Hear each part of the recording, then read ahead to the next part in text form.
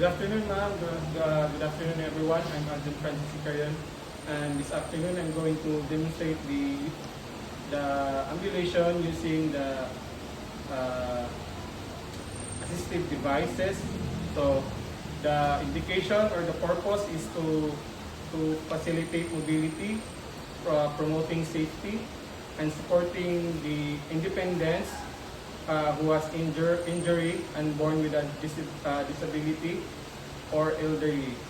So we have the types of assistive devices is the crutches. So the part of this is the armrest or the feet pad, hand grip, high adjuster, the lock knob, and then the rubber tip. And then second, we have the cane. So three types of cane is the monopod, tripod, and quadrupod. So this one is a quadrupod. So this is the hand grip, the high adjuster, the lock knob, and then the rubber tip. So now we have the walker. So two types of walker, with or and without wheels. So the part of this are the hand grip, the push, open, close, push button to close and open. Then this is the frame, the high adjuster, the lock knob, and then the rubber tip, and then the push wheel. So the first procedure and device that we're going to use is the crutches. So the different types of gates is the 2-point gates, 3-point gates, and the 4-point gates. And then the swing to and then the swing through.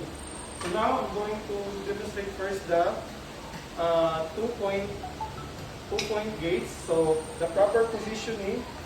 Okay.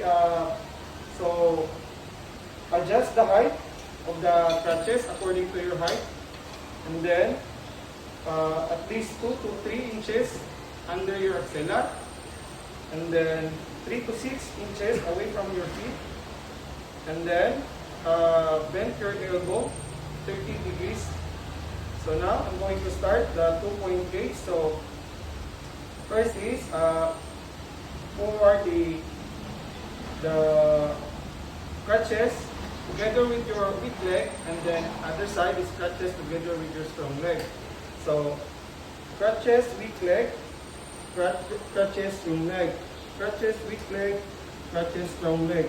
So that's the 2-point gate.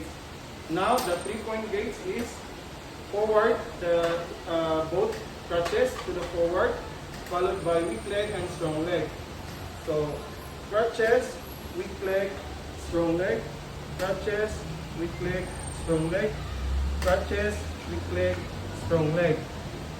And now the 4-point gates. So that is a partial weight bearing. How about non-weight bearing? So the non-weight bearing is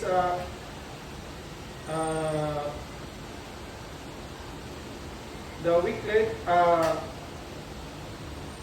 ang kini siya ma'am, murag nakahangin siya ma'am. So crutches, weak leg, strong leg. Crutches, weak leg, strong leg. That's the partial weight bearing. No, none. Non-weight bearing. So now the 4-point gates is crutches, weak leg, and then crutches, strong leg. So Crutch lang. Crutch. crutch, weak leg, crutch, strong leg. Crutch, weak leg, crutch, strong leg. Now I'm going to sit. Crutch, weak leg, crutch, strong leg. Do the pivot. So transfer to other side.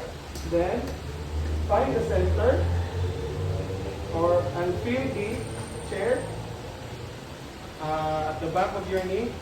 Then use the force of your hand to slowly sit while bending your weak leg, and then twist, and then transfer to other side. Then you can do the visualizing. So now going to stand, transfer. Then use your force of your hand to twist your body towards the edge of the chair. Use your strong hand to stand up slowly. Then transfer.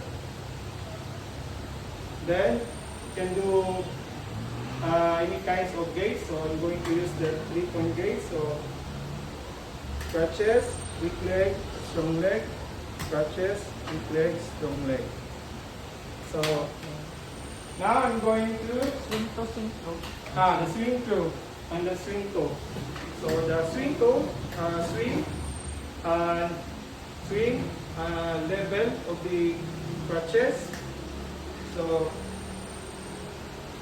crutches, weak leg, strong leg, crutches, weak leg, strong leg. 3-point gate na balik. Ay, 3-point gate. Swing to. Kanang mo swing ka. 3-point gate yung libuhat. Crutches, swing.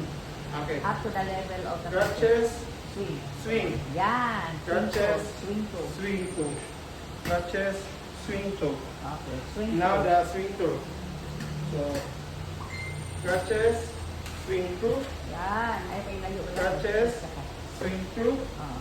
crutches, swing through. Okay. That's it. So now, using the walker without wheels. So the proper positioning is do not position yourself inside the frame of the walker to avoid fall back. Yes. It should be 3 to 6 inches away from your feet. And then lift up the walker, followed by weak leg and strong leg. So lift up, weak leg, strong leg. Lift up, weak leg, strong leg. Lift up, weak leg, strong leg. And now the walker with wheels. So same proper positioning. And then push the walker, followed by weak leg and strong leg.